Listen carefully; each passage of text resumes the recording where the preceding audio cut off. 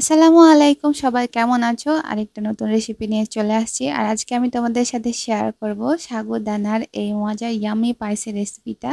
তো প্রথমেই এটার জন্য আমরা সাগুদানাগুলোকে ভালোভাবে রান্না করে ঠান্ডা পানি দিয়ে ধুয়ে নিচ্ছি। আর এরপরে আমরা দুধ জাল করে নিচ্ছি। এখানে আমরা 250 গ্রাম সাগুদানা নিয়েছি আর 2 কেজি পরিমাণে দুধ নিয়েছি।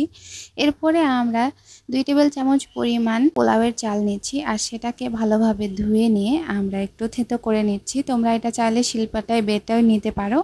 আর এরপরে আমাদের জাল করে রাখা দুধ প্রথমে আমরা একটা বড় কড়াইয়ের মধ্যে দিয়ে দিচ্ছি।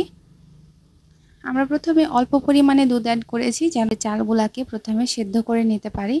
আমাদের চালগুলাকে আমরা দিয়ে দিচ্ছি দুধের মধ্যে আর প্রথমে ভালোভাবে কিছুক্ষণ নেড়ে নেড়ে রান্না করে নিচ্ছি। না হলে প্রথমে অবস্থায় কিন্তু এই চালগুলো একদম নিচে লেগে যাবে। আর এই সময় কিন্তু ভুলেও চিনি দিবা না, না হলে কিন্তু চালগুলো আর সেদ্ধ হবে না। যখন চাল সেদ্ধ হয়ে যাবে তারপরে আমরা চিনিটা অ্যাড করব। এখন আমরা মিডিয়াম আঁচে চালটা দিয়ে রেখেছি।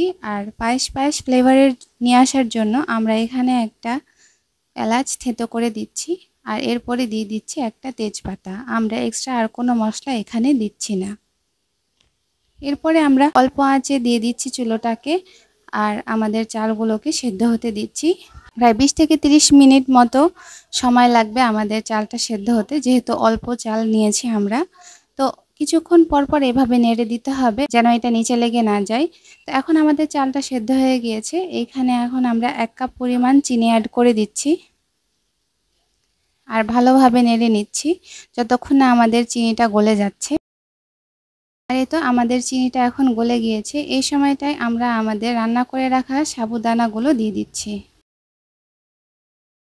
সাবুদানাগুলো যেহেতু অনেকটাই জমাট বেঁধে যায়, তো সেটা তোমরা আগেই হাত দিয়ে আলাদা করে নিবে, নাহলে কিন্তু পরে এটা রান্না করতে সমস্যা হবে। এই যে যেরকমটা এখানে তোমরা দেখতেই পাচ্ছ, যদিও অনেকগুলো জমাট বেঁধে ছিল। তো এরপরে আমাদের বাকি দুধগুলো কড়াইয়ের মধ্যে দিয়ে দিচ্ছি আর ভালোভাবে নেড়ে নিচ্ছি। এখন আমরা জোরে করে চুলোর আঁচটা দিয়ে রেখেছি যেন সবগুলো একসাথে ভালোভাবে মিশে যায়। আর এই সময়টায় আমরা টেস্টের জন্য অ্যাড করে দিচ্ছি কিছু পরিমাণ কনডেন্স মিল্ক। তোমরা চাইলে এখানে এটা অ্যাড করতে পারো, নাও করতে পারো।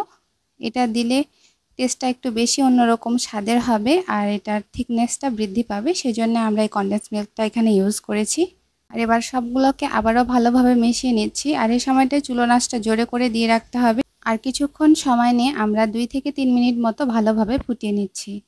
আর এই সময়টাই তোমরা টেস্ট করে দেখে নিবে যে আসলে চিনির পরিমাণটা ঠিক আছে কিনা। তো তোমরা তোমাদের টেস্ট অনুসারে মিষ্টিটা অ্যাড করে দিবে। আর এখন আমি এটা সার্ভ করেছি, কারণ সার্ভ করার কিছুই ছিল না, সেজন্য আমি উপরে গুড় দিয়ে দিয়েছি।